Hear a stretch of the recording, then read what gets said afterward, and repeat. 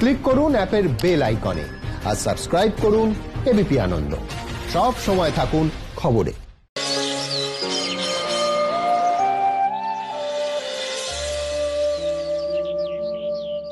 আমরা দেখেছি 3 দফায় বিহারে বিধানসভা নির্বাচন হয়েছে এবং সবথেকে গুরুত্বপূর্ণ যেটা এই করোনার আবহের মধ্যে প্রথম নির্বাচন বিহারের ক্ষেত্রে হয়েছে। তার পাশাপাশি সামনের বছর আমরা জানি আমাদের রাজ্যে বিধানসভা নির্বাচন আছে, খুব স্বাভাবিকভাবে এই ভোটের কোনো প্রভাব আমাদের রাজ্যের বিধানসভা নির্বাচনে সামনের বছর পড়বে কিনা সেই অঙ্ক নিয়ে কিন্তু ইতিমধ্যেই ব্যস্ত হয়ে পড়েছে বিভিন্ন রাজনৈতিক দলগুলি।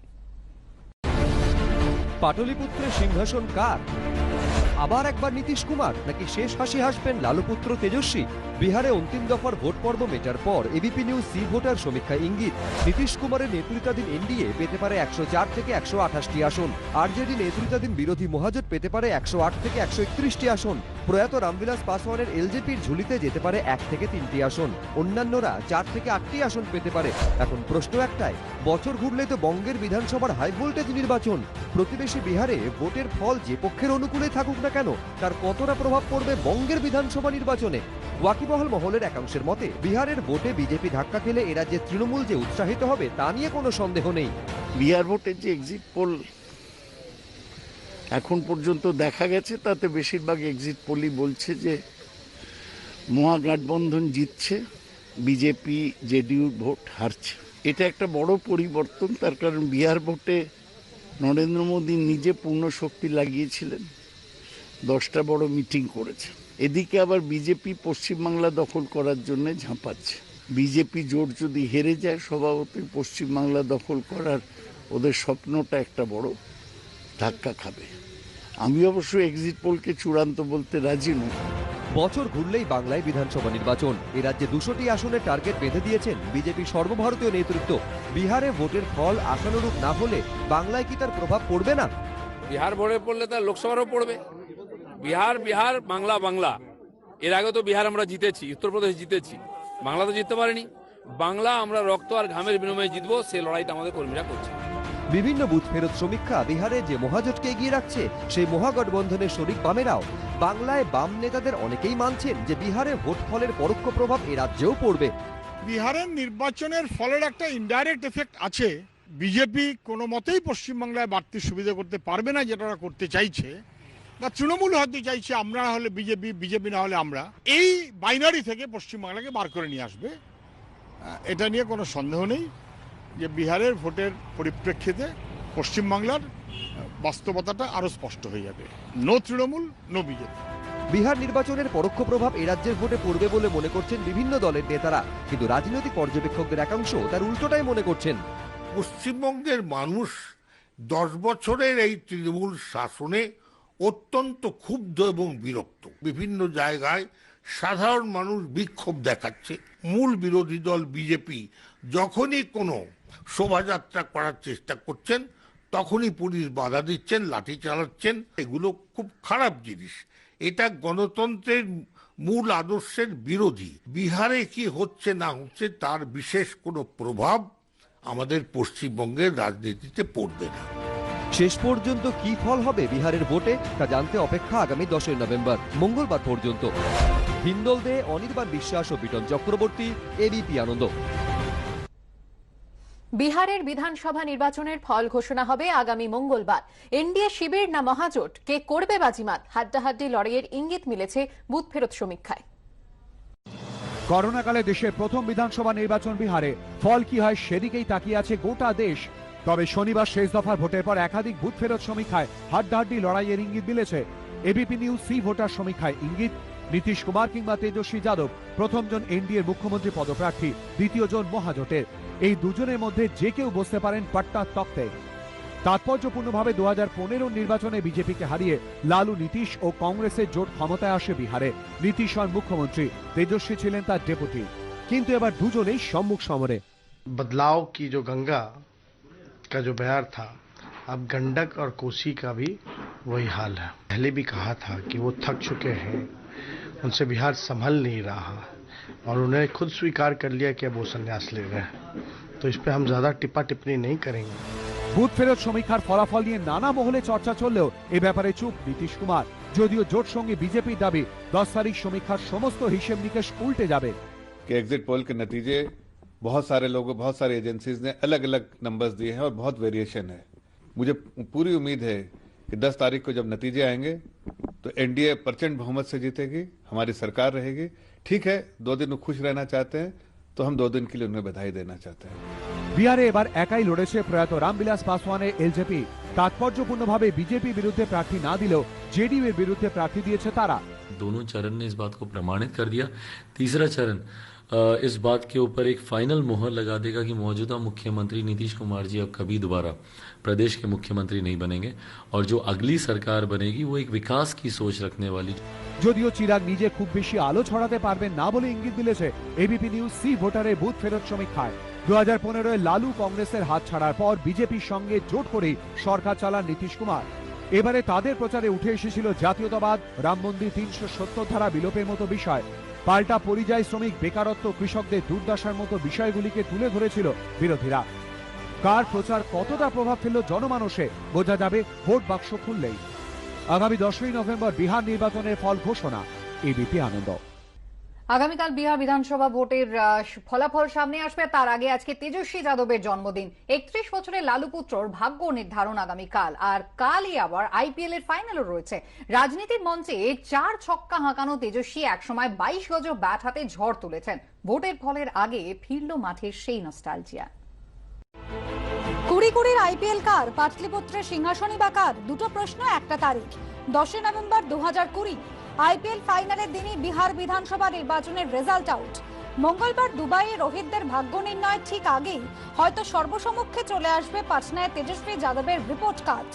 বিহার রাজনীতির তরুণ তুর্কি, মুখ্যমন্ত্রী পদের অন্যতম দাবিদার। রাজনীতিতে ঝড় তোলার বহু আগেই কিন্তু ব্যাট হাতে 22 গজে ঝড় তুলেছিলেন লালু পুত্র। বেশ কয়েক বছর আগের কথা। কলকাতায় অনূর্ধ্ব 17 দলের স্কুল টিমের খেলা। দিল্লির মুখোমুখি মুম্বাই। দিল্লির এক ক্রিকেটারের পারফরমেন্স চমকে দিল সবাইকে। প্রথম ইনিংসে 100 রান, দ্বিতীয় ইনিংসে 85। তার ব্যাটের জোরেই সেই ম্যাচ জিতল দিল্লি। নাম Tejashwi Yadav. I am so happy when I saw this boy playing strokes all around। सारी तरफ उन्होंने फील्ड के स्ट्रोक मारे और बहुत बढ़िया शतक किया। दोबारा से गए बैटिंग करने, उसमें भी तेजस्वी ने 85 किए सेकेंड इनिंग में भी, and we won the game. খেলেছেন বিরাটের সঙ্গেও, শুধু ব্যাটিং নয় দুরন্ত ফিল্ডিং এর জোরেও প্রশংসা কুড়িয়েছেন। 2008-এ সুযোগ মেলে আইপিএলে, তবে তেজস্বীর আপাদমস্তক সুভদ্র ভাবমূর্তি এবং শৃঙ্খলা পরায়ণতার জন্যই তাকে মনে রেখেছে ক্রিকেটের মাঠ। उसके बोलने का तरीका, चलने का तरीका बड़ा नॉर्मल था। हालांकि लालू जी तो always he was very aggressive everywhere, लेकिन क्रिकेट तो बेसिकली वही खेलते हैं जिनके पास पेशेंस हो। जो पेशेंस से लड़ाई लड़ते हैं ना, तो विजेता तो वही रहते हैं। बहुत शरीफ लड़का था, कहीं कम बात करता था और आता खेल के चले जाता और लीग भी खेलता था। अच्छा लड़का है, वेल बिहेव्ड है और सबकी इज्जत करने वाला है। রাজনীতির ময়দানে তার পাওয়ার হিটিং এর তেজে কি নীতিশকে গদিচ্যুত করবেন আরজেডির তরুণ তুর্কি? টি-20 মেগা লিগের ফাইনালের দিন কি বিহার ভোটে টি-20 ম্যাচ পকেটে পুরবেন তেজস্বী যাদব? উত্তর মিলবে মঙ্গলবার। কুন্তল চক্রবর্তীর রিপোর্ট, এবিপি আনন্দ। গতকাল ছিল 8ই নভেম্বর। নোট বাতিলের 4 বছর। নোট বাতিলের ফলে কমেছে কালো টাকার পরিমাণ, বেড়েছে কর আদায়। দাবি প্রধানমন্ত্রী। নোট বাতিলের মাধ্যমে পুঁজিপতিদের একাংশকে সাহায্য করেছেন কটাক্ষ বিরোধীদের।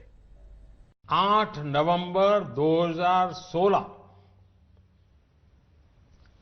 की रात्रि को 12 बजे से वर्तमान में जारी 500 रुपए और 1000 रुपए के करेंसी नोट लीगल टेंडर नहीं रहेंगे।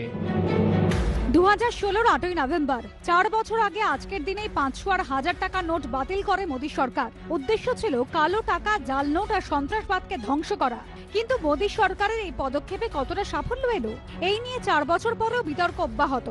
নোটবন্দির চতুর্থ বর্ষপূর্তিতে প্রধানমন্ত্রী নরেন্দ্র মোদীর টুইট, নোট বাতিলের ফলে কমেছে কালো টাকার পরিমাণ, বেড়েছে কর আদায়, স্বচ্ছতা বেড়েছে লেনদেনে, ত্বরান্বিত হয়েছে দেশের উন্নতি। নোট বাতিলের সমর্থনে কেন্দ্রীয় অর্থমন্ত্রী নির্মলা সীতারামন লেখেন, দেশকে দুর্নীতিমুক্ত করার লক্ষ্যে নোট বাতিলের সিদ্ধান্ত নেওয়া হয়েছিল। কালো টাকার বিরুদ্ধে লড়াইয়ের পাশাপাশি কর ব্যবস্থাকে সুসংহত করা এবং ডিজিটাল অর্থনীতির পথে এগিয়ে চলাই ছিল উদ্দেশ্য। 2018 সালের রিজার্ভ ব্যাংক অফ ইন্ডিয়ার বার্ষিক রিপোর্টে জানানো হয়, নোট বাতিল অভিযানে বাজারে চালু 500 এবং 1000 টাকার নোটের 99%-এরও বেশি ব্যাংকে জমা পড়েছে। তাহলে কালো টাকা গেল কোথায়? প্রশ্নটা উঠেছে বারবার।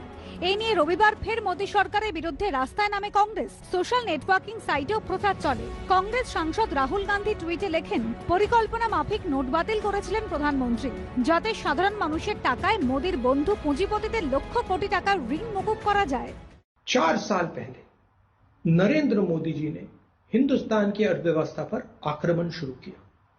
आपके पैर पर कुल्हाड़ी मारी, किसानों, मजदूरों, छोटे दुकानदारों को जबरदस्त चोट मारी। आपके पैसे को आपसे छीनकर नरेंद्र मोदी अपने चुने हुए 2-3 उद्योगपति मित्रों को देना चाहते हैं। নোট বাতিল ইস্যুতে বিজেপিকে কাঠগড়ায় তুলেছে তৃণমূল সহ বিজেপি বিরোধী অন্য দলগুলি। আজ আর্থিক বন্ধা দিবস, কারণ আজ থেকে 4 বছর আগে নোটবন্দির মাধ্যমে কেন্দ্রীয় সরকার সারা দেশের অর্থনীতির ক্ষেত্রে যে বন্ধাত্ম সৃষ্টি করেছিল, তার থেকে আজও ভারতের অর্থনীতি মুক্তি পায়নি। যে শতাধিক মানুষ ব্যাংকের সামনে লাইনে দাঁড়িয়ে মারা গেছিলেন, তাদের প্রতি শ্রদ্ধা জানাই। বিরোধীদের অভিযোগ খারিজ করে নোট বাতিলকে সফল পদক্ষেপ বলে দাবি করেছে বিজেপি। डीमोनेटाइजेशन का मकसद बड़ा साफ क्लीन मकसद था। 3 मकसद थे। एक तो करप्शन का एक स्ट्रांग मैसेज जाए कि हम ब्लैक मनी को टॉलरेट नहीं करेंगे, दूसरा इनफॉर्मल सेक्टर को फॉर्मलाइज करना, और तीसरा गवर्नमेंट के जो टैक्स रेवेन्यूज हैं through because of the formalisation उसका एक बढ़ावट आना। तीनों के 3 मकसद सक्सेसफुली इंप्लीमेंट हुए हैं डीमोनेटाइजेशन से। और राहुल गांधी अगर इससे उदास हैं तो हम उसका कोई डिमोनेटाइजेशन का तो कोई टारगेट था नहीं कि राहुल गांधी को खुश रखें। তবে অনেকেই বলছেন, প্রথম নোট বাতিল, তারপর করোনা লকডাউন, দুয়ে প্রত্যক্ষ প্রভাব পড়েছে ভারতীয় অর্থনীতিতে। জানি শাসক বিরোধী চাপানোতর চলছে অবিরাম। এবিপি আনন্দ। সুকর্ণা, গত সপ্তাহে একেবারে আমরা টান উত্তেজনার মধ্যে মার্কিন প্রেসিডেন্ট নির্বাচন দেখেছি এবং একেবারে হাড্ডাহাড্ডি লড়াইয়ের পর সেখানে ডোনাল্ড ট্রাম্পের পরাজয় হয়েছে। তবে ডোনাল্ড ট্রাম্পের রাজনৈতিক পরাজয়ের পাশাপাশি কিন্তু তার ব্যক্তিগত জীবনেও একটা উথাল পাথালের সম্ভাবনা তৈরি হয়েছে। তার ঘরে কি এবার ভাঙন ধরতে চলেছে, সেই প্রশ্ন কিন্তু উঠতে শুরু করেছে, এমনটাই খবর ডেইলি মেইল সূত্রে। প্রেসিডেন্ট নির্বাচনে 72 ঘন্টার টান স্নায়ুযুদ্ধের পর জো বাইডেনের কাছে হার মানতে হয়েছে ডোনাল্ড ট্রাম্পকে। ভোট যুদ্ধে হারার পর কি এবার স্ত্রীকেও হারাতে চলেছেন ডোনাল্ড ট্রাম্প? বিদায়ী মার্কিন ফার্স্ট লেডির সঙ্গে ডোনাল্ড ট্রাম্পের সম্পর্ক নাকি সুতোর ওপর ঝুলছে। লন্ডনের ডেইলি মেলের খবরে এই নিয়ে তোলপাড় তামাম দুনিয়া। ট্রাম্পের স্ত্রী মেলানিয়ার এক প্রাক্তন সহকারীকে উদ্ধৃত করে ডেইলি মেলের দাবি, ট্রাম্প হোয়াইট হাউস ছাড়লেই ডিভোর্স দেবেন মেলানিয়া। বিচ্ছেদের জন্য প্রহর গুনছেন তিনি। মেলানিয়ার প্রাক্তন সহকারীকে উদ্ধৃত করে ডেইলি মেলে প্রকাশিত, ছেলে ব্যারনের সঙ্গে ডোনাল্ড ট্রাম্পের সম্পত্তির অর্ধেক দাবি করেন মেলানিয়া। যা নিয়ে বিবাদ গড়িয়েছে বিচ্ছেদ পর্যন্ত। প্রতিবেদনে এও দাবি করা হয়েছে, বিয়ে নামে ট্রাম্পের সঙ্গে সমঝোতা করেছিলেন মেলানিয়া। এমনকি হোয়াইট হাউসে ভিন্ন ঘরে থাকতেন ট্রাম্প দম্পতি। 2005 সালে মডেল মেলানিয়ার সঙ্গে বিয়ে হয় ডোনাল্ড ট্রাম্পের। মেলানিয়া ট্রাম্পের তৃতীয় স্ত্রী। ট্রাম্প দম্পতির এক ছেলে, তার নাম ব্যারন। প্রেসিডেন্ট নির্বাচনে হাড্ডাহাড্ডি লড়াই করেও মাসনাদ টিকিয়ে রাখতে পারেননি ট্রাম্প। এবার বিচ্ছেদ গুঞ্জন উঠতেই অনেকে বলছেন, ভোট ব্যাংকে ভাঙন ধরার মতো ভাঙন ট্রাম্পের ঘরেও। এবিপি আনন্দ।